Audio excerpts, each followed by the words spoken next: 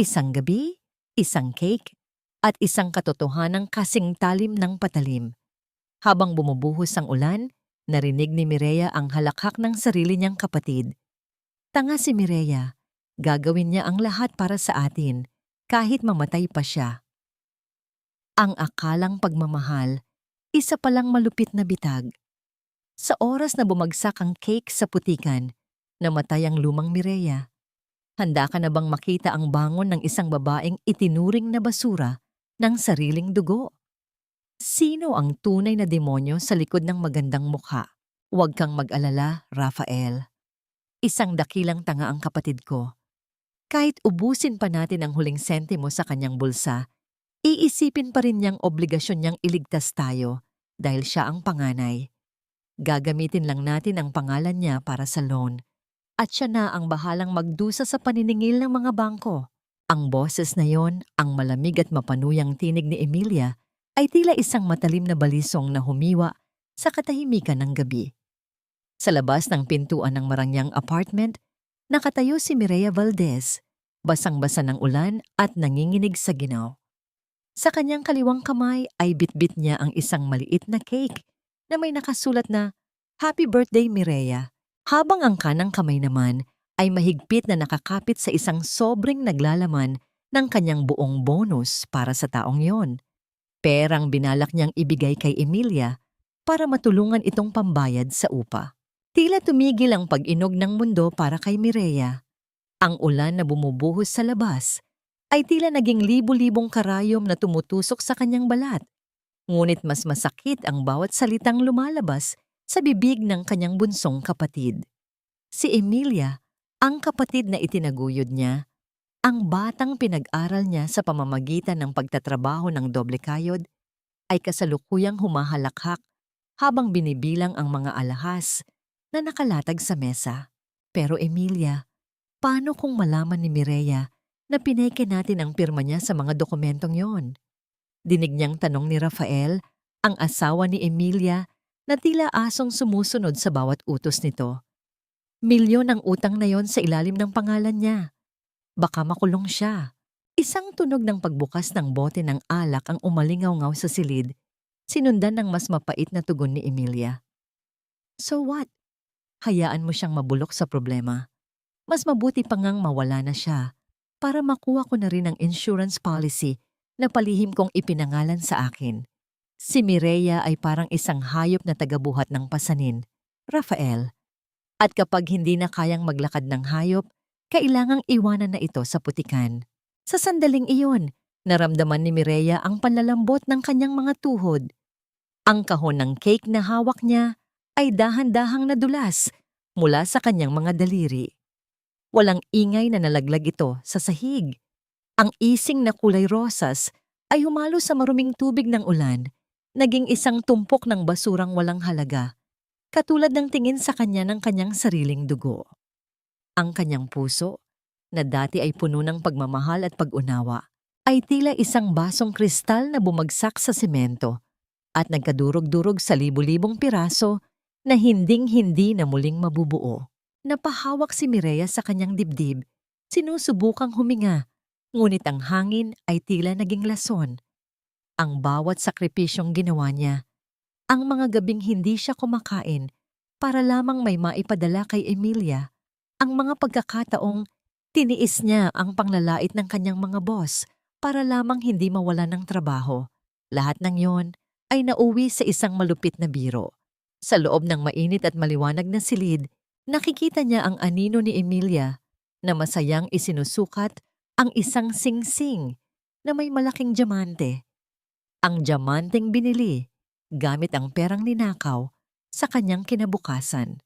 Ang kanyang paningin ay nagsimulang lumabo, hindi dahil sa ulan, kundi dahil sa mga luhang hindi niya mapigilan. Ngunit hindi ito luha ng panghihinayang, kundi luha ng isang kaluluwang pilit na pinapatay ng kataksilan. Dahan-dahan, dinala ni Mireya ang kanyang kamay sa kanyang bibig upang pigilin ang anumang hikbi na maaaring makatakas. Hindi niya nais na malaman nila na naroon siya. Hindi pa ngayon. Habang tumatalikod siya mula sa pintuan, ang bawat hakbang ni Mireya ay tila isang mabigat na pasanin. Ang lamig ng gabi ay pumasok hanggang sa kanyang mga buto. Ngunit ang apoy ng pait na nagsisimulang mag-alab sa kanyang kalooban ay mas matindi. Sa bawat pagpatak ng ulan sa kanyang mukha, tila may isang bahagi ng lumang Mireya ang namamatay.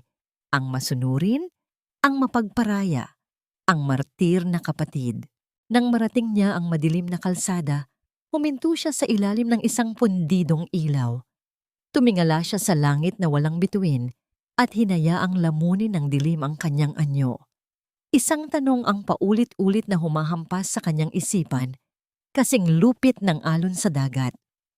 Kung ang sarili mong dugo ay handa kang itapon sa apoy para lamang sa ginto, karapat-dapat pa bang tawaging tao ang iyong kaluluwa? Tumalikod si Mireya sa apartment, hindi upang umuwi, kundi upang maglaho sa gitna ng unos. Ang sobre ng pera na hawak niya ay nanatiling tuyo sa loob ng kanyang jacket. Ang huling bala na kanyang itatabi para sa isang laban na hindi nila inaasahan. Ang gabi ay mahaba at sa ilalim ng banta ng kidlat, isang bagong Mireya ang isinisilang mula sa mga abo ng kanyang nawasak na pangarap. Ang bawat hakbang ni Mireya patungo sa maliit at luma nilang bahay sa Tondo ay tila paghila sa isang kadenang gawa sa bakal at pait. Ang ulan ay hindi tumitigil sa paghampas sa kanyang nangangatog na katawan, ngunit ang mas matindi ay ang panginginig ng kanyang kalooban. Sa gitna ng dilim, ang tanging nagbibigay sa kanya ng lakas ay ang pag-asang baka sa pagkakataong ito, sa bisig ng kanyang ina, ay makahanap siya ng kahit katiting na init at proteksyon. Pagbukas niya ng pinto, ang amoy ng luma at mamasa-masang kahoy ang sumalubong sa kanya, kasunod ng matalim na tingin ni Nanay Rosa na nakaupo sa harap ng isang sirang electric fan. Hindi lumapit ang matanda upang abutan siya ng tuwalya. Hindi nito hinawakan ang kanyang mga kamay na tila yelo sa lamig. Sa halip, ang unang lumabas sa bibig nito ay isang tanong na mas malamig pa sa hanging dala ng bagyo. Mireya, nasaan na ang sweldo mo? Sabi mo ay ngayong gabi mo ibibigay ang pambayad natin sa utang sa Bombay at ang panggamot ko. Kanina pa ako naghihintay. Bakit ngayon ka lang? Ang boses ni Nanay Rosa ay puno ng pagmamadali. Walang bahid ng pag-aalala sa kalagayan ng anak na basang-basa. Napalunok si Mireya, ang kanyang lalamunan ay tila punong-puno ng bubog. Nay, si Emilia po. Narinig ko po siya kanina. Ginamit nila ni Rafael ang pangalan ko para sa isang malaking loan. Nay, pineke nila ang pirma ko. Traidor po ang sarili kong kapatid. Ang kanyang boses ay nanginig. Umaasang ang katotohanan ito ay sapat na upang magising ang natutulog na katarungan sa puso ng kanyang ina. Ngunit bago pa man matapos ni Mireya ang kanyang pangungusap, isang mabilis na paghampas ng palad ang tumama sa kanyang pisngi. Ang lakas ng sampal ay sapat na upang mapaling ang kanyang mukha at mag-iwan ng isang mainit at makirot na marka sa kanyang balat. Ang katahimikan sa loob ng bahay ay tila naging mas mabigat. Huwag mong pagbibintangan ng kapatid mo. Sigaw ni Nanay Rosa, ang kanyang mga mata ay nanlilisik sa galit. Inggit ka lang dahil mas maganda ang buhay ni Emilia. Alam mo namang malaki ang utang na loob natin sa kanya dahil siya ang nag-alaga sa akin nung nagkasakit ako habang ikaw ay abala sa trabaho mo. Huwag mong dudungisan ang pangalan ng kapatid mo para lang pagtakpan ang katotohanang baka winaldas mo ang pera mo. Sa sandaling iyon, ang pinto ay bumukas ng marahas. Pumasok si Emilia. Ang kanyang buhok ay ayos na ayos at ang kanyang mga mata ay agad na nagpuno ng mga buwayang luha nang makita ang eksena. Nanay, buti na lang at narito na ako. Nay, si ate po. Tumawag po ang opisina nila. Sinasabi nilang ninakaw daw ni ate ang pera ng kumpanya at tumakas siya. Akala ko po ay nasa panganib siya. Iyon pala ay itatago niya ang pera para sa sarili niya. Ang boso ni Emilia ay puno ng kunwaring pait at pagkasira ng loob. Lumapit siya kay Nanay Rosa at yumakap, na tila siya ang biktima sa sitwasyong yon. Ate, bakit mo ginawa iyon? Idinamay mo pa ang pamilya natin sa dumi ng gawain mo. Ngayon, pati kami ni Rafael ay nadadamay sa mga pulis. Nanlumo si Mireya habang pinapanood ang magaling na pag-arte ng kanyang kapatid. Ang bawat salita ni Emilia ay tila isang pako na ibinabaon sa kanyang kabaong. Tumingin siya sa kanyang ina, naghahanap ng kahit isang sulyap ng pagdududa. Ngunit ang nakita lamang niya ay ang malupit na pagkasuklam. Lumayas ka sa bahay na ito, Mireya. Ang utos ni Nanay Rosa habang itinuturo ang pinto. Wala akong anak na magnanakaw at sinungaling. Huwag ka nang babalik dito hanggat hindi mo na ibabalik ang dangal na kinuha mo sa amin. Sa labas mo dalahin ang dumi mo. Walang nagawa si Mireya kundi ang tumalikod. Ang kanyang mga binti ay tila gawa sa tingga habang dahan-dahan siyang humahakbang palabas ng pintuan. Sa may threshold ng kanilang bahay, huminto siya ng sandali. Hinubad niya ang kanyang mga lumang tsinelas na sira-sira na, ang huling bagay na nag-uugnay sa kanya sa tahanang iyon, at iniwan ang mga ito sa tabi ng pinto. Hahayaan niyang ang mga tsinelas na yon ang magsilbing alaala ng lahat ng kanyang pagod na hindi kailanman kinilala. Naglakad siya ng nakayapak sa magaspang at malamig na aspalto.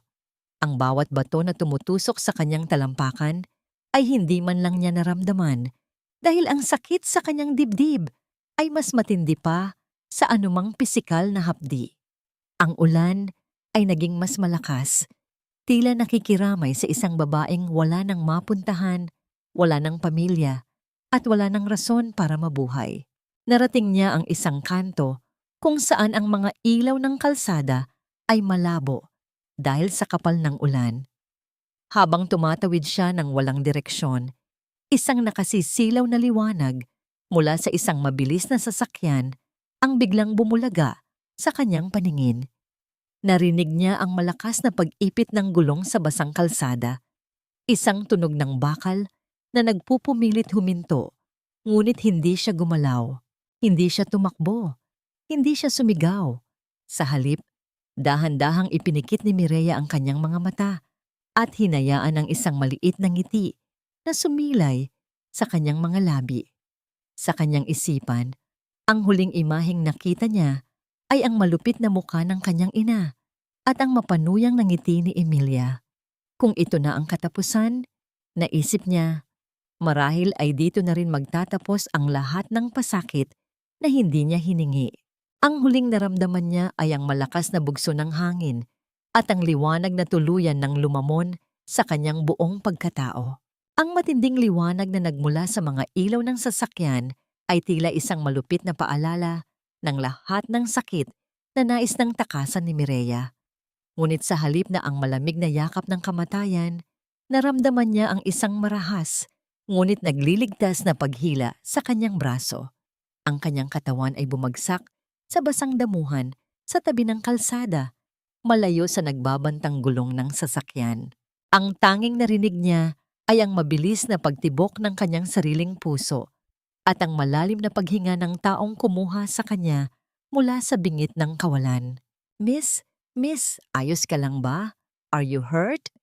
Ang boses na yon ay baritono, puno ng tunay na pag-aalala at may pamilyar na tono na tila narinig na niya sa nakaraan. Idinilat ni Mireya ang kanyang mga mata at tumambad sa kanya ang mukha ng isang lalaking may matatalas na mata ngunit may malambot na titig. Sa ilalim ng dilim at ulan, unti-unting nagliwanag ang alaala sa isipan ni Mireya. Marco? Ang mahinang bulong niya. Ang kanyang boses ay halos lamunin ng hangin. Si Marco Santos, ang batang lalaking tinulungan niya noong mga panahong wala itong pambayad sa matrikula. Ang lalaking palaging sinasabihan siya noon na huwag masyadong maging mabuti sa mundo. Ngayon, nakatayo ito sa harap niya, hindi na bilang isang dukhang estudyante, kundi bilang isang lalaking mukhang matagumpay at may paninindigan. Ate Mireya, ikaw nga, ang gulat na sambit ni Marco. Agad nitong hinubad ang kanyang mamahaling jacket at isinuot sa nanginginig na balikat ng babae. Anong ginagawa mo rito?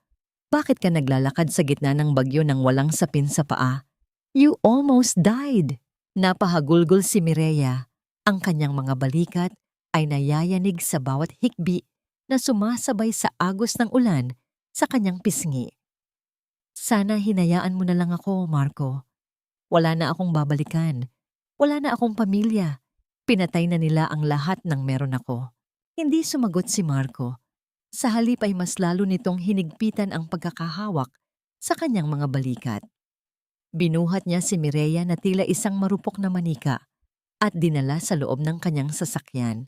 Doon, sa loob ng mainit at tahimik na sasakyan, naramdaman ni Mireya ang kauna-unahang pagkakataon na may isang taong nagmalasakit sa kanya nang walang hinihintay na kapalit. Hindi kita hahayaang mawala ng ganito, ate. Seryosong saad ni Marco habang nakatingin sa kalsada. Kung ang pamilya mo ang naging dahilan ng pagkasira mo, hayaan mong tulungan kita na mahanap ang sarili mo. Pero sa paraang hindi nila inaasahan. Sa gabing iyon, isang plano ang nabuo sa gitna ng katahimikan. Sa tulong ni Marco, iniwan ni Mireya ang kanyang panyo at ang isang piraso ng kanyang damit sa gilid ng tulay na malapit sa ilog Pasig, kung saan ang agos ng tubig ay mabilis at mapanganib dahil sa baha. Ito ang magiging huling bakas ng babaeng nagngangalang Mireya Valdez, ang martir na anak at kapatid. Kinaumagahan, ang sikat ng araw ay tila isang mapait na biro para sa mga taong naiwan. Sa loob ng himpilan ng pulisya, nakaupo si Emilia. Nakatakip ang mukha ng isang puting panyo habang naglalabas ng mga tunog ng pag-iyak na walang kasamang luha. Sa tabi niya ay ang kanilang ina na si Nanay Rosa na tila biglang tumanda ng 10 taon habang nakatingin sa panyong natagpuan ng mga awtoridad sa pampang ng ilog. Ang anak ko, ang panganay ko. Ang humihikbing sambit ni Nanay Rosa, ang kanyang boses ay puno ng pagsisisi na huli na para sambitin. Lumapit si Emilia at hinaplos ang likod ng ina, ngunit sa likod ng kanyang panyo, ang kanyang mga labi ay dahan-dahang umarko sa isang lihim ng ngiti. Nay, huwag na po kayong umiyak. Siguro ay hindi na niya kinaya ang hiya sa mga ginawa niya sa kumpanya. Kasalanan din naman niya kung bakit siya humantong sa ganito. Habang ang buong mundo ay naniniwalang wala na ang babaeng nagngangalang Mireya, sa isang maliit at tago na gakmay sa kabilang panig ng lungsod, nakatayo si Mireya sa harap ng bintana. Ang kanyang mga mata ay hindi na puno ng luha, kundi ng isang malamig at matalim na determinasyon. Tiningnan niya ang balita sa telebisyon kung saan ipinapakita ang mukha ng kanyang kapatid na nagkukunwaring nagdadalamhati. Isang baso ng tubig ang dahan-dahang inilapag ni Marcos sa kanyang tabi. Handa ka na ba? Tanong nito. Hinawakan ni Mireya ang kanyang dibdib, kung saan ang puso niya ay tila naging bato na sa tigas. Namatay na ang Mireya na kilala nila, Marco. Ang Mireyang narito ngayon ay ang multong sisingil sa bawat patak ng luha at bawat pisong ninakaw nila sa aking dangal. Ngunit sa kabila ng kanyang matapang na salita, isang maliit na bahagi ng kanyang kalooban ang nagtanong, hanggang kailan niya kayang panindigan ang pagiging isang anino, habang ang mga taong mahal niya ay patuloy na nagsasaya sa ibabaw ng kanyang kunwaring libingan. Ang katahimikan sa silid ay tila naging isang mabigat na sumpa, isang paalala na sa larong ito, ang unang magpapakita ng emosyon, ang siyang unang matatalo. Ang bawat araw sa loob ng maliit na gakmay ni Marco ay tila isang mahabang panaginip na ayaw magwakas. Ang tanging liwanag na pumapasok sa silid ay nagmumula sa isang maliit na bintana kung saan makikita ang pagsasayaw ng mga alikabok sa ilalim ng sinag ng araw. Para kay Mireya, ang katahimikang ito ay parehong gamot at lason. Ito ang nagbibigay sa kanya ng oras upang huminga Ngunit ito rin ang nagbibigay daan sa mga alaala ng kataksilan na muling bumisita sa kanyang isipan. Ang marahang pagtama ng mga daliri ni Marcos sa kahoy na pintuan ang nagpabalik sa kanya sa realidad. Pumasok ang binata na may dalang mainit na kape at ilang piraso ng tinapay.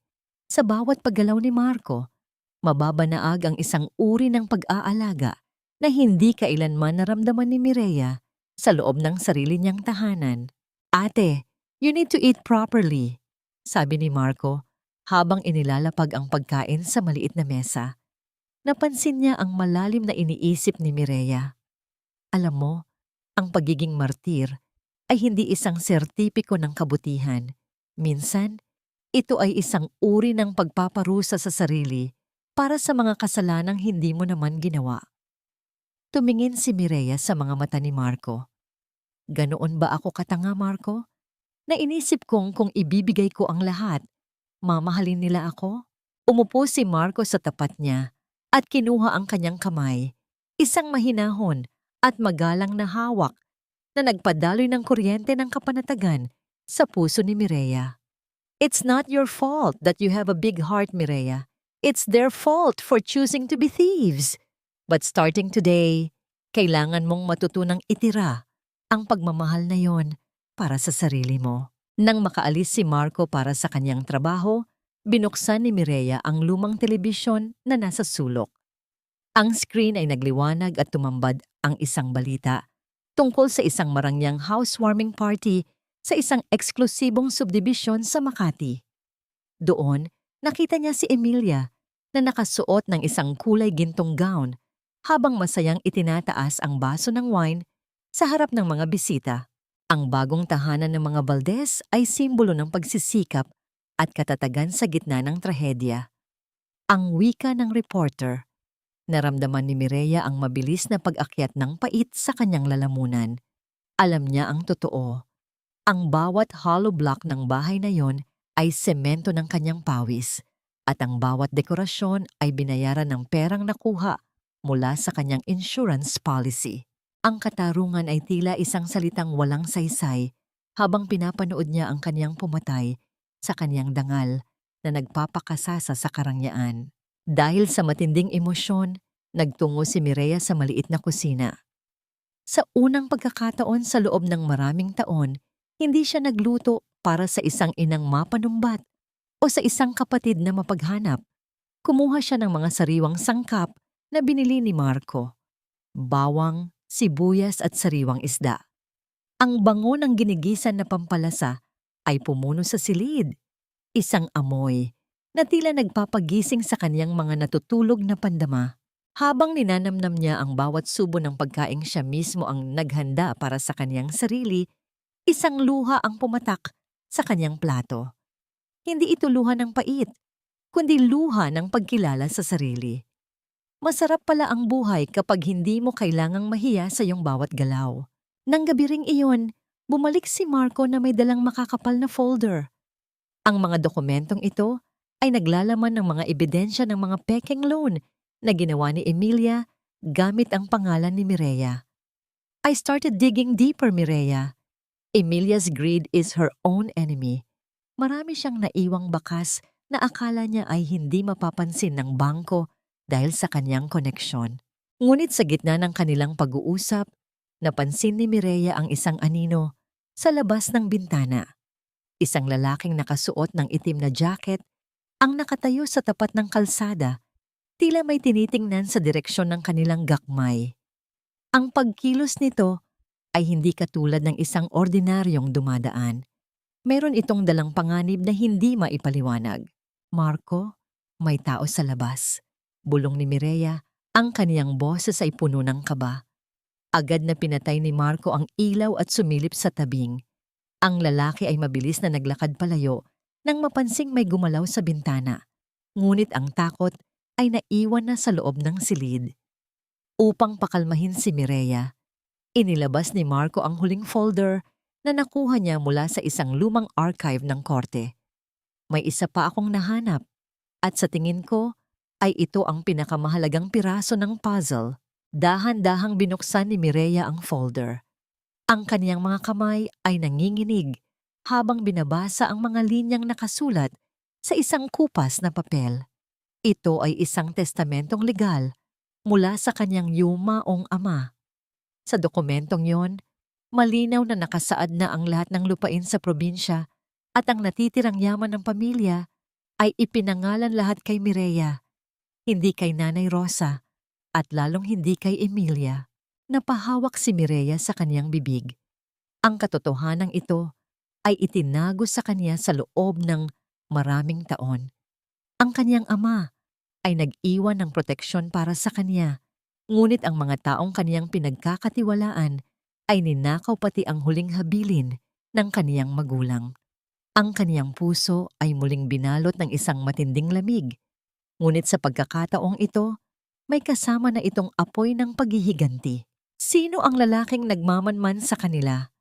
At hanggang saan ang kayang gawin ni Emilia upang masiguro na ang lihim ng di umiiral na mana ay mananatiling nakabaon sa lupa kasama ng alaala ni Mireya? Ang gabi ay naging mas madilim at ang bawat tunog ng hangin sa labas ay tila isang babala na ang labanan ay nagsisimula pa lamang. Ang silya na dating kinalalagyan ni Mireya sa opisina ay tila naging isang trono ng kapalaluan para kay Emilia. Sa loob ng silid na iyon, kung saan ginugol ni Mireya ang kalahati ng kanyang buhay sa pagbibilang ng mga numerong hindi kailanman naging pabor sa kanya, ay nakaupo ang kanyang bunsong kapatid. Ang bawat kagamitang pinaghirapan ni Mireya, ang kanyang paboritong panulat, ang kanyang maayos na mga folder, at maging ang maliit na halamang matagal niyang inalagaan, ay naging biktima ng puot ni Emilia. Make sure na lahat ng gamit ng kapatid ko ay mawala na rito bago matapos ang araw na ito. Ang utos ni Emilia sa isang takot na empleyado. Ang kanyang boses ay puno ng awtoridad na binili lamang ng pera at takot. I don't want any ghost hauntings here. Ang kumpanyang ito ay kailangan ng bagong mukha, hindi ang amoy ng isang martir na naging magnanakaw. Habang nangyayari ito, sa labas ng gusali, sa loob ng isang madilim na sasakyan, ay nakaupo si Mireya. Nakasuot siya ng malapad na salamin at isang manipis na scarf na bumabalot sa kanyang buhok. Sa tabi niya, si Marco ay tahimik na nagmamasid. Ang kanyang kamay ay nakahanda sa manibela sakaling kailanganin nilang umalis ng mabilis. Tingnan mo sila, Marco. Bulong ni Mireya, ang kanyang tinig ay tila nagmumula sa kailaliman ng lupa. Ang mga taong tinuring kong pamilya sa trabaho, ngayon ay yumuyuko sa harap ng isang babaeng walang alam sa debosyon. Nakita ni Mireya sa bintana ng kanyang dating opisina ang pagpasok ni Rafael. Ngunit ang Rafael na nakita niya ay hindi na ang asawang sunod-sunuran lamang. Mayabang ang lakad nito at bago pa man ito makalapit kay Emilia, ay nakita ni Mireya ang lihim na pagpapadala nito ng mensahe sa kanyang telepono habang nakangiti ng nakakaloko. Alam ni Mireya ang nangiting iyon. Ito ay nangiti ng isang lalaking may itinatagong babae at nagpapakasasa sa perang hindi kailanman sa kanya. Sobra-sobra na ang ginagastos ni Rafael Emilia. Ang hiyaw na narinig mula sa loob nang bahagyang bumukas ang pinto. The insurance money is not bottomless kung hindi mo siya pipigilan sa pagsusugal at sa mga babae niya. Bago matapos ang taon ay balik squatter tayo.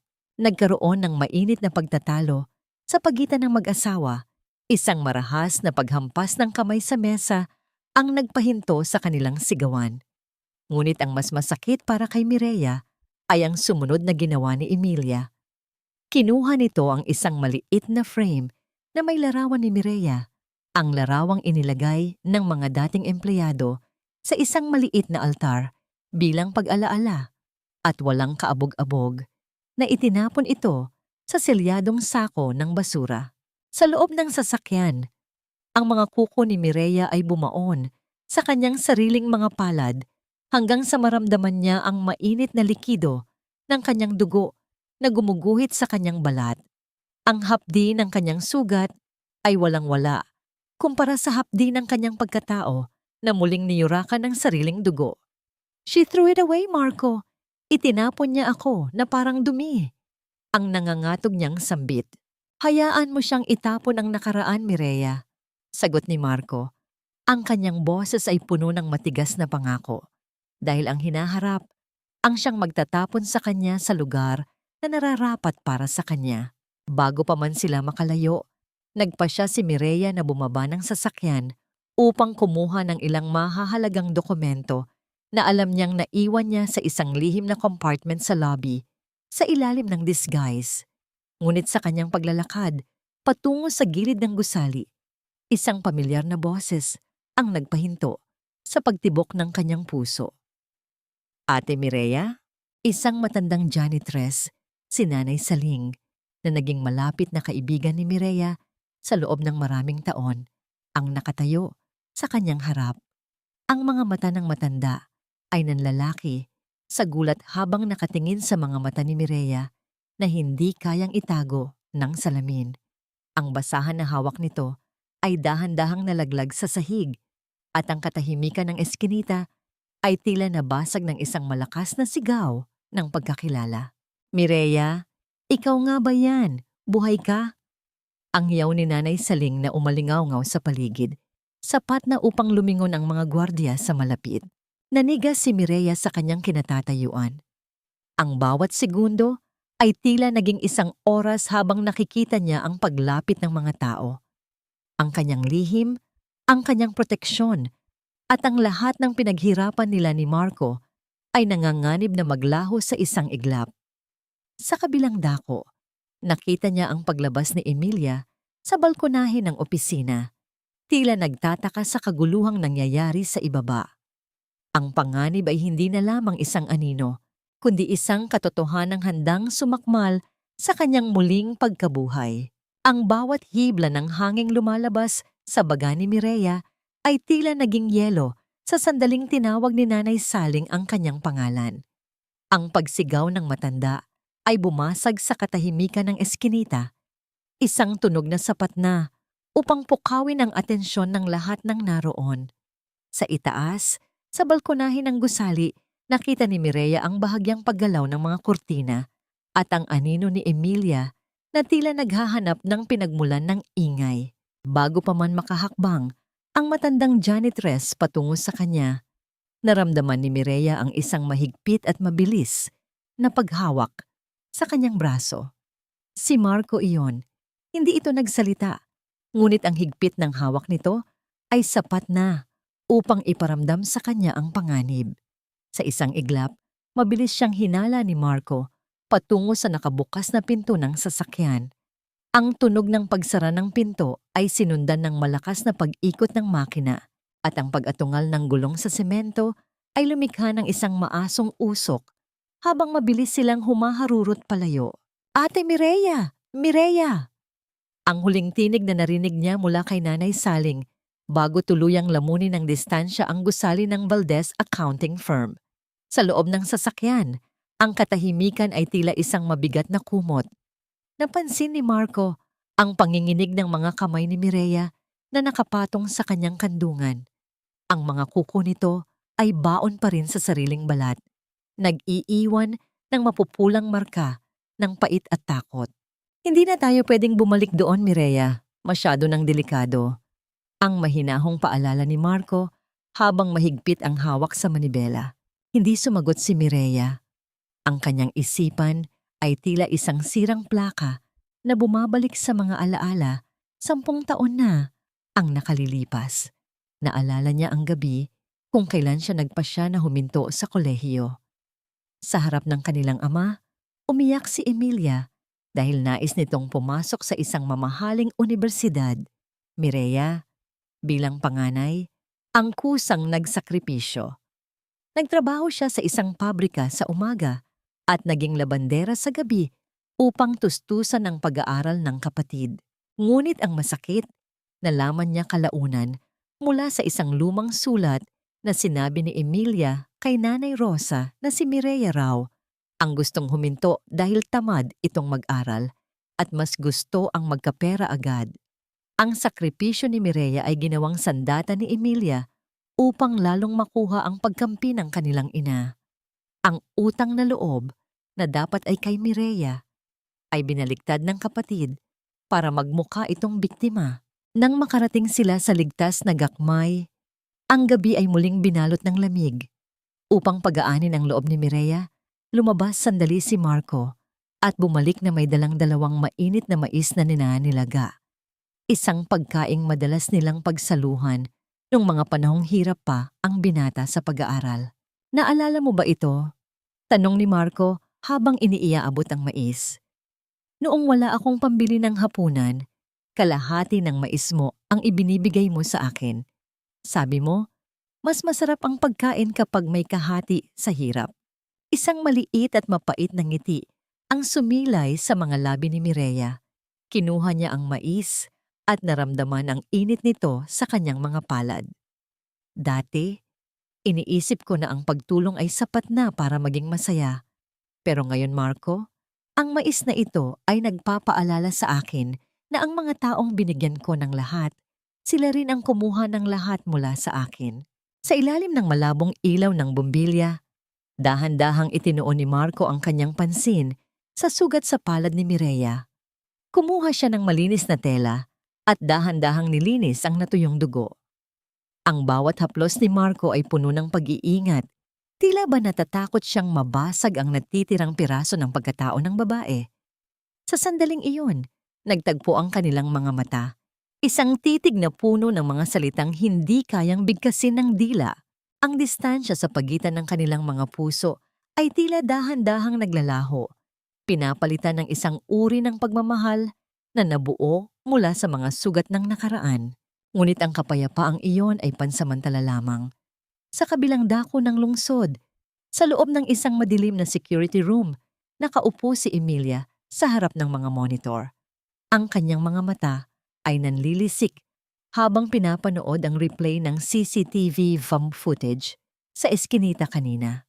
Kahit na malabo ang kuha at nakasuot ng disguise ang babae, ang paraan ng paglalakad nito, ang hugis ng kanyang mga balikat, at ang kislap ng mga mata sa ilalim ng salamin ay hindi maaring magkamali. Isang malakas na paghampas ng kanyang palad sa mesa ang nagpahinto sa video. Ang mukha ni Emilia ay naging isang maskara ng purong puot at takot. Buhay ka pa nga, ang nanggagalaiting bulong ni Emilia.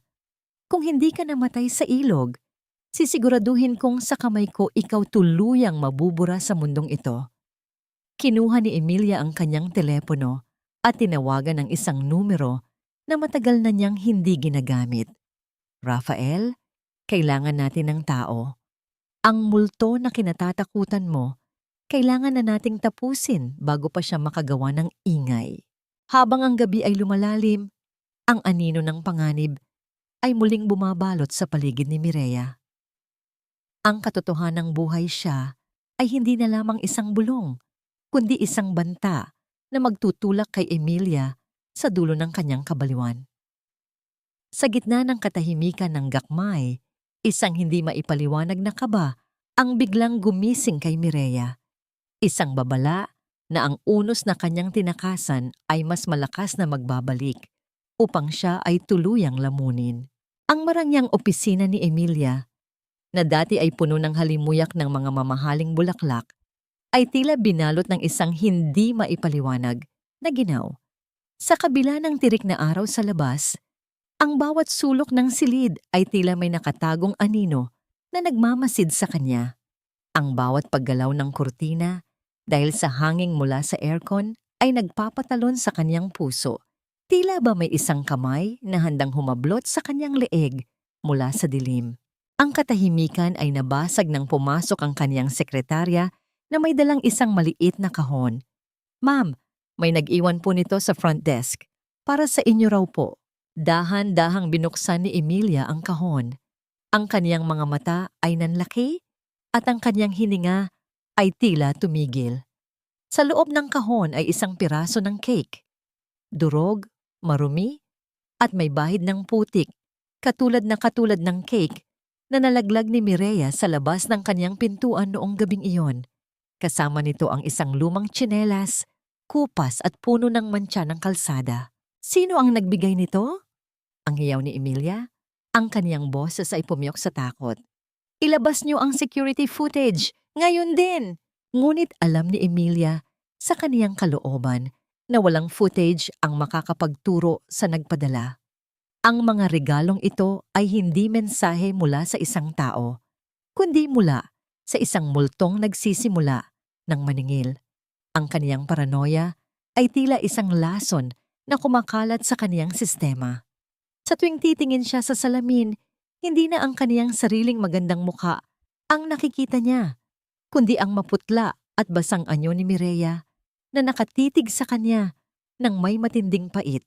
Samantala, si Rafael ay nalulunod na sa sarili niyang mga problema. Ang mga utang niya sa sugal ay umabot na sa puntong ang mga naniningil ay hindi na lamang tumatawag, kundi nagpapadala na ng mga banta ng karahasan. Emilia, kailangan ko ng pera. 5 milyong piso lang babayaran ko rin agad. Ang pagmamakaawa ni Rafael habang nakaluhod sa harap ng asawa. Wala akong pera para sa basura mong bisyo, Rafael. Ang ganti ni Emilia. Ayusin mo ang sarili mo bago kita itapon sa kalsada kasama ng mga utang mo. Hindi alam ni Emilia na si Rafael, sa kanyang desperasyon, ay nagsisimula ng makipag-usap sa isang hindi kilalang tao na nangakong babayaran ang lahat ng kanyang utang kapalit ng mga impormasyon tungkol sa mga ilegal na transaksyon ni Emilia sa kumpanya. Ang katapatan ni Rafael ay kasing nipis ng papel at sa harap ng ginto, handa niyang ipakain sa mga leon ang sarili niyang asawa. Sa gakmay, pinapanood ni Mireya ang lahat mula sa malayo. Sa tulong ni Marco, unti-unti nilang pinapaikot ang bitag sa leeg ni Emilia. Ngunit napansin ni Marco ang pagbabago sa disposisyon ni Mireya. Ang kaniyang mga mata ay tila nawawalan na ng ningning ng kabutihan, napapalitan ng isang madilim na apoy ng paghihiganti. Mireya, kailangan nating mag-ingat, ang paalala ni Marco habang hinahawakan ang mga kamay ng babae. The game is becoming dangerous. Kapag tinitigan mo ng matagal ang kadiliman, baka lamunin ka rin nito. Don't lose yourself in the process of destroying her. Tumingin si Mireya sa kaniyang sarili sa lumang salamin ng gakmay. Nakita niya ang kaniyang mahabang buhok, ang buhok na palaging pinupuri ng kaniyang ama, ang buhok na itinuring niyang simbolo ng kaniyang pagiging masunuring anak at kapatid. Kinuha niya ang isang matalim na gunting. Ang bawat pagbuka at pagtikom ng talim ng gunting ay lumikha ng isang malutong na tunog ng pagputol. Isa-isang nalaglag sa sahig ang mga hibla ng kaniyang mahabang buhok, tila mga bahagi ng kaniyang lumang pagkatao na kailangan ng iwanan sa limot. Nang matapos siya, ang kaniyang buhok ay hanggang balikat na lamang. Maikli, matapang at bago. Ang Mireyang martir ay wala na. Ang Mireyang nakatayo sa harap ng salamin ngayon ay isang babaeng handang sumabak sa digmaan. This is the new me, Marco. Ang kaniyang mahinang sambit habang hinahaplos ang kaniyang bagong gupit na buhok. Ang babaeng hindi na kayang saktan ng kahit sino. Isang gabi, kinailangang umalis ni Marco upang makipagkita sa isang mahalagang saksi. Naiwan si Mireya na mag-isa sa Gatsmay. Ang katahimikan ng gabi ay nabasag ng isang kakaibang tunog mula sa hagdanan. Ang marahang pagtama ng sapatos sa kahoy na baitang ay maririnig ng malinaw. Dahan-dahang lumalapit sa kanyang pintuan.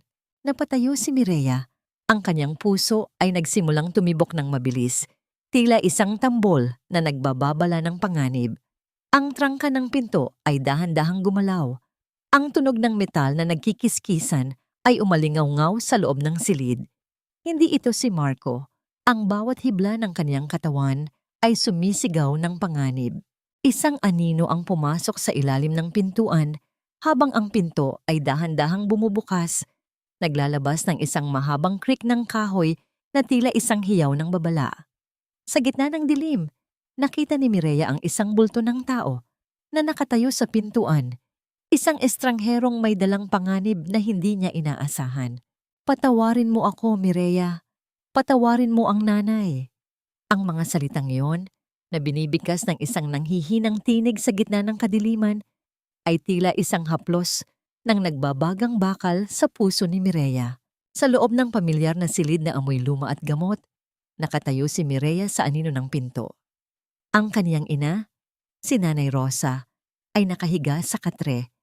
Ang katawan ay tila mas lalong lumiit at naging marupok mula nang huli niya itong makita. Ang bawat paghinga ng matanda ay may kasamang huni ng hirap, isang tunog ng paghingalo na nagpapaluha sa mga mata ni Mireya. Dahan-dahang lumapit si Mireya. Ang kanyang mga hakbang ay walang tunog sa ibabaw ng lumang sahig. Nais niyang yumakap, nais niyang sabihin, "Nay, narito na ako. Buhay ang anak mo." Ngunit bago pa man niya maiangat ang kanyang kamay, ang pag-ilaw ng telepono sa tabi ng katre ay nagpahinto sa kanya. Isang tawag mula kay Emilia. Agad na pilit na bumangon si Nanay Rosa. Ang kanyang nangangatog na mga daliri ay mabilis na hinablot ang telepono. "Emilia, anak, kumusta ka? Huwag kang mag-alala. May naitabi pa akong kaunting pera rito mula sa alahas na ibinigay sa akin ni Mireya noon. Ibenta natin. Pandagdag sa pambayad mo sa abogado ni Rafael. Basta huwag ka lang mahirapan, anak." Nanigas si Mireya sa kanyang kinatatayuan. Ang mga luhang handa ng pumatak para sa kanyang ina ay tila naging bato sa kanyang mga mata. Sa kabila ng kanyang kamatayan, sa kabila ng lahat ng sakripisyong ginawa niya para sa pamilyang ito, si Emilia pa rin ang inuuna. Kahit ang mga huling alaala ng kanyang pagmamahal ay handang ipamigay ng kanyang ina para lamang maisalba ang kapatid niyang mapanira. "Nay, hindi ba ninyo naisip si Ate Mireya?" Ang mahinang bulong ni Mireya mula sa dilim, ang kaniyang boses ay sadyang binago upang hindi agad makilala. Napalingon si Nanay Rosa. Ang kanyang malabong mga mata ay pilit na tinitingnan ang anino sa sulok. "Sino yan, Mireya? Ikaw ba yan?" Ang boses ng matanda ay puno ng takot na may halong pag-asa. Ngunit mabilis itong napalitan ng pag-ubo. "Kung ikaw man ang multo ng anak ko, patawarin mo ako. Pero kailangan kong tulungan ang kapatid mo. Siya na lang ang natitira sa akin." Sa sandaling iyon, naramdaman ni Mireya ang huling hibla ng kanyang pusong nagdurugtong sa tahanang ito ay tuluyan ng naputol. Ang katarungang hinahanap niya ay hindi matatagpuan sa pag-ibig ng isang inang bulag, ang puso. Hindi magbabago si Nanay Rosa. Ang kanyang pagmamahal ay isang lason na patuloy na magpapakain sa kasamaan ni Emilia. Dahan-dahang inilapag ni Mireya ang isang bote ng mamahaling gamot sa ibabaw ng mesa, ang huling regalo ng isang anak na itinuring na patay. Wala siyang sinabing anuman. Ang kaniyang bawat hakbang palabas ng bahay ay tila pag-alis ng isang mabigat na pasanin mula sa kaniyang balikat. Ang kaniyang puso ay wala ng puwang para sa awa. Ang tanging natitira ay ang malamig na determinasyon na tapusin ang nasimulan. Paglabas niya sa gate ng kanilang lumang bahay, ang malamig na hangin ng gabi ay humampas sa kaniyang muka. Ngunit bago pa man siya makarating sa naghihintay na sasakyan ni Marco, isang mabilis na anino ang humarang sa kanyang daan. Ang liwanag ng buwan ay tumama sa isang matalim na bagay na hawak ng taong nasa harap niya. Ang kinang ng bakal ay nagbabala ng panganib. "Sabi ko na nga ba, hindi ka titigil hanggat hindi mo ako sinisira." Ang nanggagalaiting boses ni Emilia ay bumasag sa katahimikan. Nakatayo ito sa gitna ng kalsada. Ang mukha ay isang maskara ng purong kabaliwan at takot. Ang kutsilyong hawak nito ay nanginginig, ngunit itinuturo sa dibdib ni Mireya. "Kung hindi ka napatay ng ilog, sisiguraduhin kong dito ka na malilibing sa tapat ng bahay natin." Walang kaba sa mga mata ni Mireya habang tinitingnan ang kaniyang kapatid. Ang bawat patak ng ulan na nagsisimulang mahulog mula sa langit ay tila nagpapabigat sa tensyon sa pagitan nila. Ang distansya ng kanilang mga katawan ay kasing lapit ng isang kamatayan, at sa dilim ng eskinita, Tanging ang hininga ng dalawang magkapatid na nauwi sa pagiging magkaaway ang maririnig. Gawin mo, Emilia, ang hamon ni Mireya. Ang kanyang boses ay kasing lamig ng semento sa ilalim ng kanyang mga paa. Ipakita mo sa buong mundo kung anong uri ng halimaw ang pinalaki ni nanay. Ang talim ng kutsilyo ay dahan-dahang lumapit sa leeg ni Mireya, habang ang mga mata ni Emilia ay pununo ng desperasyon ng isang taong wala nang matatatakasan. Sa sandaling ito, ang pag-ibig ay naging puot at ang dugo ay naging lason. Bitawan mo ang kutsilyong iyan, Emilia. Huwag mong hayaang ang huling piraso ng iyong pagkatao ay lamunin ng tuluyan ng dilim. Ang boses ni Marco ay tila isang malakas na agos ng tubig na sumubok na pumatay sa apoy ng galit sa eskinita. Sa isang mabilis na pagkilos, humarang ang binata sa pagitan ng magkapatid. Ang matalim na dulo ng kutsilyo ay bahagyang dumaan sa manggas ng kaisa-isang jacket ni Marco. Ngunit hindi ito naging sapat upang siya ay umatras. Hinawakan ni Marco ang pulso ni Emilia nang may sapat na diin upang mapilitan itong bitawan ang sandata. Ang tunog ng pagbagsak ng metal sa semento ay tila isang hudyat ng pansamantalang pagkatalo. Walang nagawa si Emilia kundi ang mapaluhod sa basang kalsada. Ang kanyang buhok ay gulo-gulo at ang kanyang mga mata ay nanlilisik sa pagitan ng mga luha ng puot. Hindi pa tayo tapos, Mireya. Ang hiyaw ni Emilia habang ang kanyang boses ay pumapiyok sa tindi ng emosyon. Multo ka man o hindi, sisiguraduhin kong babalik ka sa libingan mo. Mabilis na hinala ni Marco si Mireya patungo sa nakaparadang sasakyan. Hindi lumingon si Mireya. Ang kanyang mga mata ay nanatiling nakatingin sa kawalan. Tila ang lahat ng nangyari ay isang eksena sa isang pelikulang hindi siya ang bida. Sa loob ng sasakyan, ang tanging maririnig ay ang mabigat na paghinga ni Marco at ang ulan na muling humahampas sa bubungan na tila libu-libong maliliit na daliring kumakatok sa kanilang bintana. Nang makabalik sila sa Gakmay, ang katahimikan ay tila isang gamot na dahan-dahang nagpapakalma sa nanginginig na kalamnan ni Mireya. Inilabas ni Marco ang isang maliit na digital recorder mula sa kanyang bulsa. Ito ang lihim na itinanim niya sa ilalim ng mesa ni Emilia noong nakaraang linggo sa tulong ng isang kasabwat na empleyado. Mireya, kailangan mong pakinggan ito, ang mahinahong sabi ni Marco habang pinipindot ang maliit na button. Ang boses na lumabas sa recorder ay malinaw. Ang tinig ni Emilia habang kausap ang isang accountant.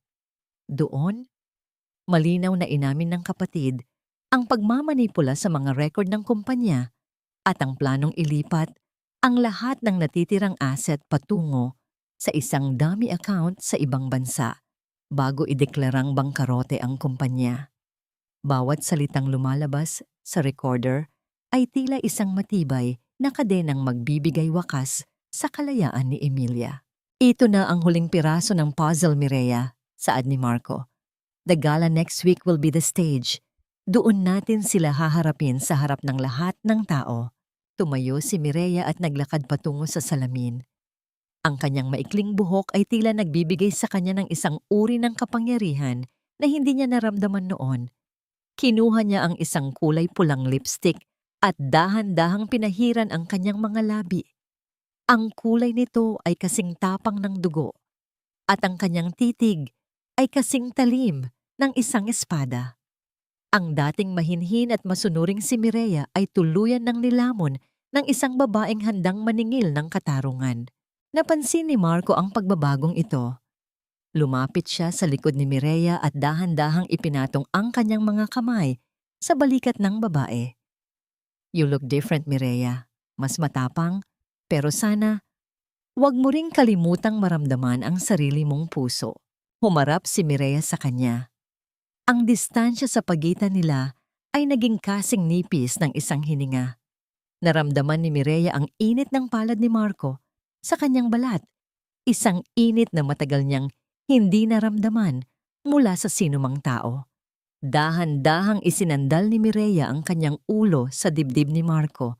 Dinaramdam ang bawat tibok ng puso nito na tila isang martilyong nagpapatibay sa kanyang kalooban. Salamat, Marco. Ang mahinang bulong niya. Salamat dahil ikaw lang ang nakakita sa akin nung ako ay isang anino na lamang. Hinawakan ni Marco ang baba ni Mireya at iniangat ito upang magtagpo ang kanilang mga mata. Isang tahimik na pangako ang nabuo sa pagitan nila, isang ugnayang higit pa sa simpleng paghihiganti. Habang sila ay naghahanda, isang panibagong balita ang dumating mula sa labas.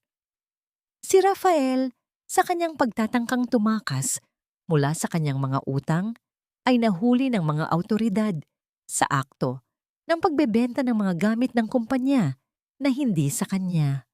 Sa takot na mabulok sa kulungan, nagsimula siyang kumanta. Isiniwalat niya ang bawat ilegal na utos ni Emilia, ang bawat pirma na pineke, at ang bawat kasinungalingang itinanim nila laban kay Mireya. Ang mga pader na itinayo ni Emilia ay isa-isang gumuho, ngunit para kay Mireya, ang pagbagsak ni Rafael ay simula pa lamang. Ang tunay na laban ay magaganap sa ilalim ng marangyang ilaw ng kumpanya, sa harap ng mga taong naniwala sa maskara ng kabutihan ng kanyang kapatid. Handa na ang lahat, Marco, ang sabi ni Mireya habang tinitingnan ang kanyang pulang gown na nakasabit sa dingding. Handa na akong ipakita sa kanila na ang multong itinapon nila ay marunong ding bumangon upang maging reyna. Ang malawak na ballroom ng hotel ay tila isang dagat ng nagniningning na mga bituin. Ang bawat kristal na chandelier na nakasabit sa kisame ay naglalabas ng liwanag na tumatama sa mga mamahaling hiyas ng mga panauhin. Ang bango ng mga sariwang bulaklak at ang samyo ng mamahaling pabango ay humahalo sa hangin na tila isang piring sa katotohanang ang lahat ng karangyaang ito ay itinayo sa ibabaw ng isang malaking kasinungalingan. Sa gitna ng entablado, nakatayo si Emilia Valdez. Nakasuot siya ng isang makinang na gown na tila gawa sa pilak. Ang kanyang mukha ay isang perpektong obra ng sining. Maganda, mapang-akit, ngunit kasing lamig ng marmol. Ang bawat kumpas ng kanyang kamay habang hawak ang mikropono ay pinapanood ng lahat, ng matatayog na tao sa lipunan at ng mga kasosyo sa negosyo. Ang gabi na ito ay hindi para sa akin. Ang simula ni Emilia, ang kanyang boses ay sadyang pinalungkot, puno ng kunwaring pait. Ang tagumpay na tinatamasa natin ngayon ay alay ko sa aking mahal na kapatid na si Mireya. Siya ang naging inspirasyon ko, ang naging pundasyon ng kumpanyang ito. Kahit wala na siya, ang kanyang alaala ang nagtutulak sa akin na maging matatag sa gitna ng mga maling paratang na ibinato sa aming pamilya. Ang paghampas ng mga palad ng mga tao ay bumalot sa buong silid, isang ingay ng paghanga na tila musika sa pandinig ni Emilia. Sa isang sulok, nakaupo si Nanay Rosa, nakasuot ng isang mamahaling ternong ibinili ni Emilia. Ngunit ang matanda ay tila hindi mapakali. Ang kanyang mga mata ay pabalik-balik sa pintuan, tila may hinahanap, tila may kinatatakutan. Ang kaniyang mga daliri ay mahigpit na nakakapit sa kaniyang pitaka. Nanginginig sa hindi maipaliwanag na kaba. Biglang bumukas ang malaking pinto sa likuran at pumasok ang isang lalaki na may tindig na kasing tigas ng nara. Si Marco Santos iyon, nakasuot ng isang formal na suit na nagpapakita ng kaniyang awtoridad. Sa kaniyang paglalakad, patungo sa harap, ang bawat mata ay nakatuon sa kaniya. Sino ang lalaking iyan? Ang bulungan ng mga panauhin na tila isang hangin na dumadaan sa mga dahon. Tumayo si Marcos sa harap ng entablado at tumingin ng diretso kay Emilia. Magandang gabi, Miss Valdez. Ako si Attorney Marcos Santos, ang kinatawan ng isang lihim na shareholder na nagmamay-ari ng 40% ng kumpanyang ito. Mayroon kaming mga dokumentong nais naming ipakita sa lahat bago ninyo tuluyang ipagdiwang ang inyong tagumpay. Ang mukha ni Emilia ay tila binuhusan ng asido. Ang kanyang nangiti ay biglang naglaho, napalitan ng isang matalas na titig ng pagbabanta. Ngunit bago pa man siya makapagsalita, ang malaking screen sa likuran niya ay nagliwanag. Sa halip na ang mga graph ng kita ng kumpanya, ang lumabas ay ang mga orihinal na dokumento ng loan. Ang mga papel kung saan malinaw na makikita ang pagkakaiba ng tunay na pirma ni Mireya at ang pilit na panggagaya na ginawa ni Emilia. Ang bulungan sa ballroom ay naging isang malakas na dagundong ng pagkagulat at pagkalito. Ang mga panauhin ay nagsimulang magtinginan. Ang ilan ay itinuturo ang screen, habang ang iba naman ay bumubulong ng mga salitang panloloko at magnanakaw. Habang ang kaguluhan ay nagsisimulang sumiklab, sa madilim na bahagi ng backstage, nakatayo si Mireya. Ang kaniyang pulang gown ay tila isang apoy na handang tumupok sa lahat ng kadiliman. Ang bawat hibla ng kaniyang katawan ay handa na. Nararamdaman niya ang mabilis na tibok ng kaniyang puso, ngunit hindi ito tibok ng takot. Ito ay ang tibok ng isang mandirigmang nakarating na sa huling labanan.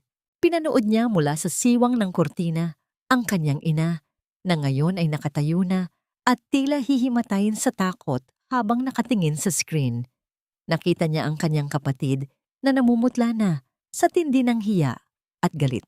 Sa sandaling iyon, ang lahat ng pasakit na dinanas ni Mireya, ang mga gabi sa ulan, ang gutom, ang pait ng pagtatakwil, ay tila nag-iipon upang maging isang malakas na unos.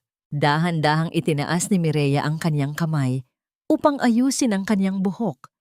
Ang kanyang titig ay nakapako kay Emilia. Isang maliit na ngiti, isang nanangiting puno ng katarungan, ang sumilay sa kanyang mga labi. Biglang namatay ang lahat ng ilaw sa ballroom. Ang nagniningning na palasyo ay biglang naging isang madilim na kuta. Ang tanging maririnig ay ang mabigat na paghinga ng mga tao sa gitna ng katahimikan. Sa gitna ng dilim na yon, isang boses ang umalingaw-ngaw sa buong silid. Isang boses na malamig, malalim, at kasing pamilyar ng isang panalangin. Hindi pa tapos ang kwento, Emilia. Ang multo ng nakaraan ay narito na upang bawiin ang lahat ng kinuha mo. Ang bawat balahibo sa katawan ni Emilia ay tumayo. Ang kaniyang mga binti ay tila naging tubig habang pilit niyang hinahanap ang pinagmulan ng boses. Sa gitna ng dilim, isang tila anino ng babaeng nakapula ang dahan-dahang lumabas mula sa likod ng entablado. Tila isang reynang bumabangon mula sa kaniyang sariling libingan. Ang lahat ay tila napako sa kanilang kinatatayuan, naghihintay kung sino o ano ang lalabas mula sa kadiliman upang magtapos sa huwad na selebrasyon ng gabing iyon. Tumingin ka sa akin, Emilia. Tingnan mo ang mukha ng babaeng itinapon mo sa putikan para lamang sa iyong mga pangarap na gawa sa kasinungalingan. Nang muling magliwanag ang mga chandelier sa loob ng ballroom, ang lahat ay tila naging mga rebultong bato.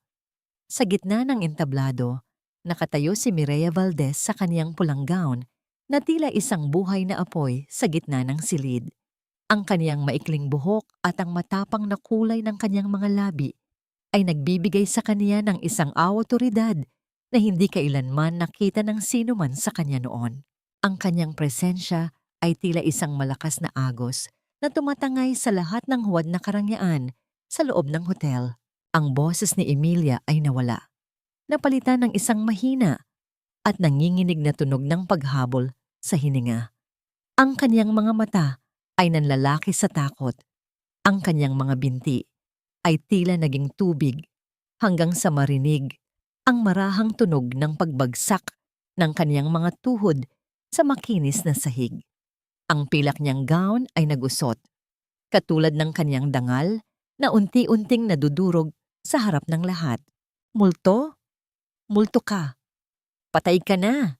Nakita namin ang mga gamit mo sa ilog. Ang nanginginig na hiyaw ni Emilia.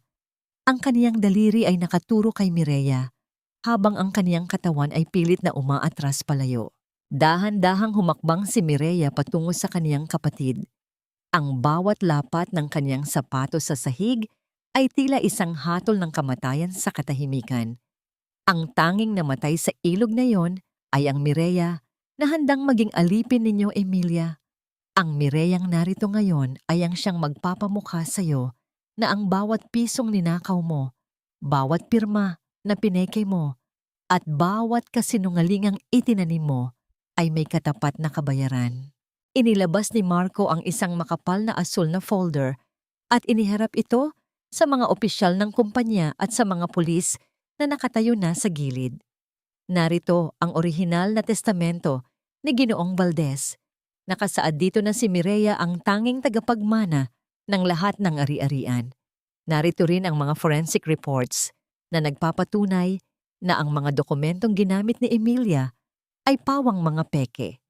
At higit sa lahat, ang testimonya ni Rafael Valdez na kasalukuyan nang nasa ilalim ng kustodya ng mga awtoridad. Isang malakas na pagsabog ng bulungan ang pumuno sa ballroom. Ang mga panauhin na kanina ay humahanga kay Emilia ay ngayon ay tumitingin sa kanya nang may matinding pandidiri. Ang mga flash ng kamera ay tila mga kidlat na tumatama sa namumutlang mukha ng bunsong Valdez. Ang kanyang maskara ng pagiging perpektong kapatid ay tuluyan ng nabasag. Inilalabas ang isang halimaw na puno ng kasakiman. Sa gitna ng kaguluhan, tumayo si Nanay Rosa mula sa kanyang upuan. Ang kanyang katawan ay nangangatog habang pilit na lumalapit kay Mireya. Ang kanyang mga mata ay puno ng luhang hindi na malaman kung para sa pagsisisi o para sa takot. Mireya, anak, buhay ka! Ang hikbi ng matanda habang pilit na hinahawakan ang kamay ng panganay. Ngunit sa unang pagkakataon, dahan-dahang iniatras ni Mireya ang kaniyang kamay. Ang hapdi sa kaniyang puso ay hindi na kayang hilumin ng isang huling sandali ng pagkilala. Nay, huli na. Pinili ninyo ang kapatid ko kahit alam ninyong siya ang sumisira sa akin. Pinanood ninyo akong malunod sa sarili kong pawis habang siya ay nagpapakasasa sa bunga ng aking pagod. Ngayon, hayaan ninyong ang katarungan ang magsalita para sa akin. Lumapit ang mga pulis kay Emilia. Ang tunog ng metal na nagkikiskisan habang inilalagay ang mga posas sa kaniyang mga pulso ay umalingaw-ngaw sa buong silid. Isang malupit na musika para sa kaniyang pagbagsak. Hindi, bitawan niyo ako. Akin ang lahat ng ito. Akin lang. Ang pagwawala ni Emilia habang kinakaladkad siya palabas ng ballroom, ang kaniyang mga hiyaw ay unti-unting naglalaho sa distansya.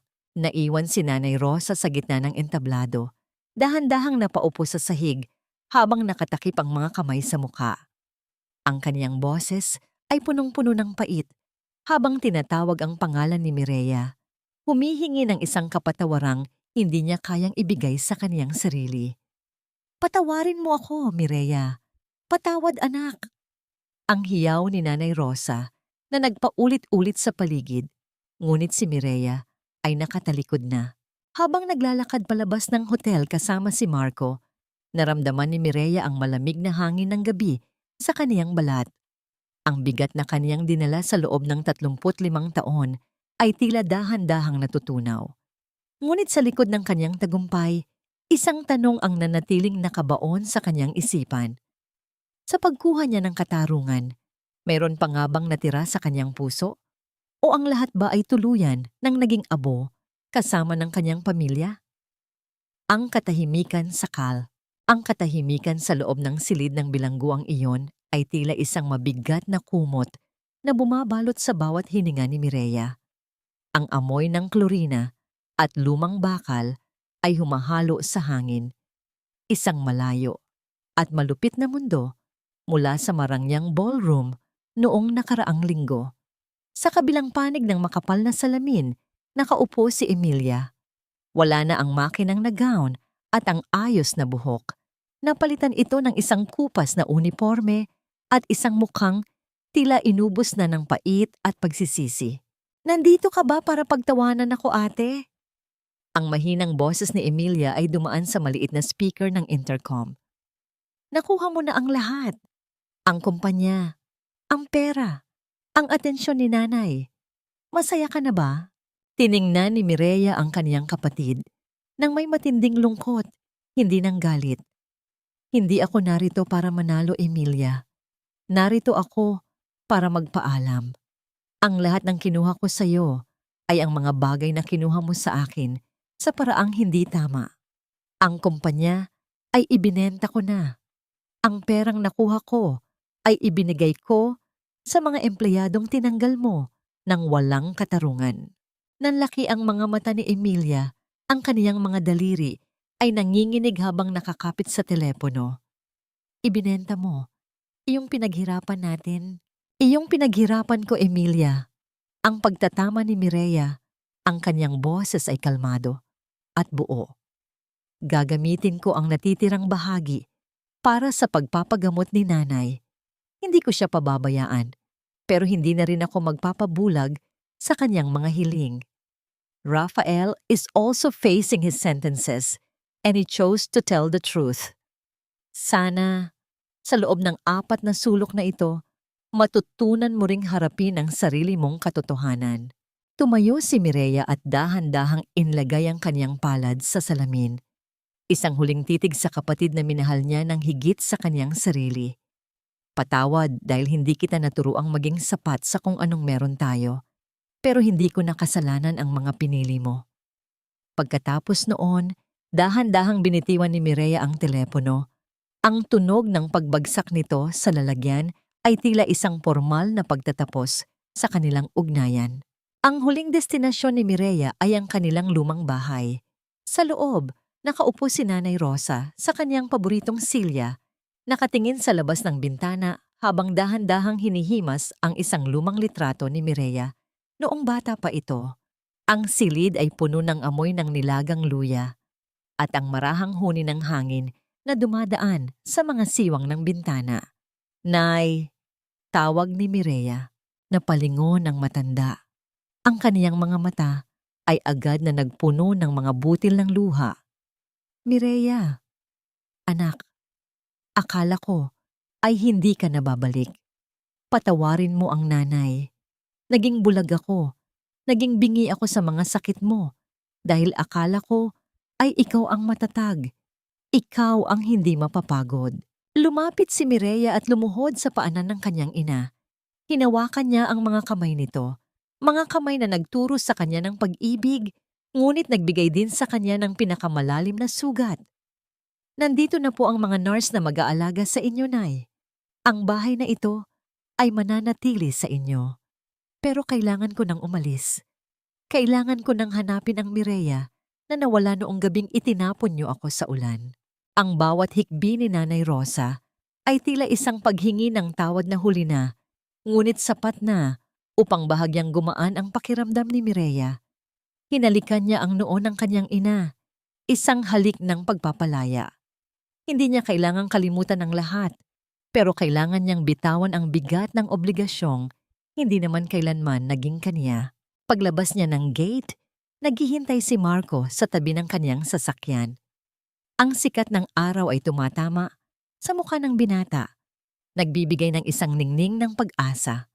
Tapos na ba? Tanong ni Marco. Isang matamis at totoong nanggiti ang sumilay sa mga labi ni Mireya. Tapos na ang pagiging anino. Marco, handa na akong maglakad sa ilalim ng araw. Sumakay sila sa sasakyan at dahan-dahang iniwan ang ingay at usok ng Maynila. Ang bawat gusali na nadadaanan nila ay tila mga pahina ng isang lumang libro na isinasara na. Habang papalapit sila sa pantalan, kung saan naghihintay ang barkong magdadala sa kanila sa Palawan, naramdaman ni Mireya ang mahinahong paghawak ni Marco sa kaniyang kamay. Ang hangin mula sa dagat ay nagsimulang humampas sa kaniyang mukha. May dalang amoy ng ngalat at kalayaan. Ang bawat alon na humahampas sa gilid ng barko ay tila isang awit ng pagdiriwang para sa isang babaeng nahanap ang kaniyang sarili sa gitna ng unos. Ang kaniyang puso, na dati ay punong-puno ng pait, ay dahan-dahang napupuno ng isang uri ng kapayapaan na walang halaga ng ginto ang makakabili. Sinasabi ng marami na ang dugo ay mas malapot kaysa sa tubig. Ngunit sa gabing iyon, napatunayan ni Mireya na ang katarungan at pag-ibig sa sarili ay mas matibay kaysa sa anumang maling sumpa ng pamilya. Habang tinitingnan niya ang abot-tanaw kung saan ang langit at dagat ay nagtatagpo, alam ni Mireya na sa bawat paglubog ng araw, mayroong isang panibagong umagang naghihintay. Isang umagang siya na ang magsusulat ng sarili niyang tadhana. Ang kulay ng langit sa Palawan ay dahan-dahang nagbabago mula sa gintong dilaw patungo sa malalim na lila at kahel, isang maringal na pagtatapos sa isa na namang payapang araw. Ang mahinahong paghampas ng mga alon sa pampang ay lumilikha ng isang tila oyayi ng kalikasan, isang tunog na nagpapatahimik sa anumang natitirang ingay sa isipan ni Mireya. Dito, sa maliit na komunidad na ito, kung saan ang mga tao ay nabubuhay ng simple at may dangal, nahanap niya ang kanyang tunay na tahanan. Nakatayo si Mireya sa harap ng kanyang maliit na community center, isang gusaling gawa sa kawayan at nipa na nagsisilbing silid-aralan para sa mga batang mangingisda. Hawak niya ang isang sobrang kakadating lamang mula sa Maynila. Ang sulat ay galing kay Nanay Rosa. Sa loob ng mahigit isang taon, ito ang unang pagkakataon na binuksan niya ang komunikasyon mula sa kaniyang nakaraan. Mireya, anak. Ang panimula ng sulat, ang mga titik ay bahagyang bako-bako, tanda ng nangangatog na kamay ng kaniyang ina. Araw-araw kong tinitingnan ang iyong bakanteng silya. Alam kong huli na ang lahat at alam kong hindi sapat ang salitang patawad para sa lahat ng luhang idinulot ko sa iyo. Si Emilia ay nagsisimula ng magbago sa loob, madalas siyang umiiyak at nagtatanong tungkol sa iyo. Pero tama ka, kailangan naming harapin ang bunga ng aming mga itinanim. Salamat dahil kahit itinaboy kita, hindi mo ako hinayaang mamatay sa gutom. Salamat sa pagkakataong ito na makapag-isip. Mahal kita, anak. Dahan-dahang itiniklop ni Mireya ang papel. Naramdaman niya ang isang pamilyar na kirot sa kaniyang dibdib. Ngunit hindi na ito ang pait na nanunuot sa buto. Ito ay isang uri ng lungkot na may kasamang pagtanggap. Ang pagpapatawad ay hindi nangangahulugang babalik siya sa dati niyang buhay. Ito ay ang pagpili na huwag nang hayaang kontrolin ng galit ang kaniyang bukas. Dahan-dahan niyang inilabas ang isang maliit na lighter at sinindihan ang dulo ng sulat. Pinanood ni Mireya ang unti-unting paglamon ng apoy sa mga salita ng kaniyang ina. Ang abo ay dahan-dahang tinangay ng hanging dagat, naglalaho sa gitna ng dalampasigan. Kasabay ng paglipad ng mga abong iyon ay ang tuluyang paglaya ng kaniyang kaluluwa mula sa sumpa ng pagiging martir. Thinking about them again? Ang malambot na tinig ni Marco ang bumasag sa kaniyang pagmumuni-muni. Lumapit ang binata at dahan-dahang ipinalupot ang kaniyang mga bisig sa baywang ni Mireya mula sa likuran. Ang init ng katawan ni Marco ay nagbigay sa kanya ng isang uri ng seguridad na hindi kailanman naibigay ng kaniyang sariling dugo. Isinandal ni Mireya ang kaniyang ulo sa balikat ni Marco. Dinaramdamang bango ng sabon at dagat na palaging dala ng lalaki. Not really, ang nakangiting sagot ni Mireya habang nakatingin sa abot-tanaw. Iniisip ko lang kung gaano kalayo na ang narating ko mula noong gabing iyon sa ulan. I'm finally home, Marco. Not because of a house, but because I finally found the person I was meant to be. Humarap si Marco sa kanya at dahan-dahang hinaplos ang kanyang pisngi. Ang kanyang hinlalaki ay marahang gumagalaw sa kanyang balat. You are the strongest person I know, Mireya, and I'm just lucky that I get to spend the rest of my sunrises with you. Yumuko si Marco at idinikit ang kanyang noo sa noo ni Mireya, isang tahimik na sandali ng pag-iisa sa gitna ng malawak na mundo. Ang kanyang mga labi ay dahan-dahang lumapat sa kanyang sentido, isang halik na puno ng respeto at wagas na pag-ibig. Sa sandaling iyon, ang lahat ng sugat ng nakaraan ay tila tuluyan ng natakpan ng isang bagong balat ng kaligayahan. Tumingin si Mireya sa kaniyang refleksyon sa isang maliit na salamin sa loob ng center bago sila umalis. Wala na ang mga matang laging may bahid ng takot at pagod. Ang nakikita niya ngayon ay isang babaeng may ningning sa mga mata. Isang babaeng marunong ng tumawa ng walang halong pag-aalinlangan. Ang kaniyang maikling buhok ay sumasayaw sa hangin. Tila mga pakpak na handang lumipad patungo sa mas marami pang bukas. Ang buhay ay hindi naging madali para kay Mireya Valdez, ngunit sa dulo ng kanyang mahabang paglalakbay, napatunayan niya na ang katarungan ay hindi lamang tungkol sa pagpaparusa sa mga nagkasala. Ang tunay na katarungan ay ang pagbawi sa iyong sarili mula sa mga taong nagnakaw ng iyong halaga.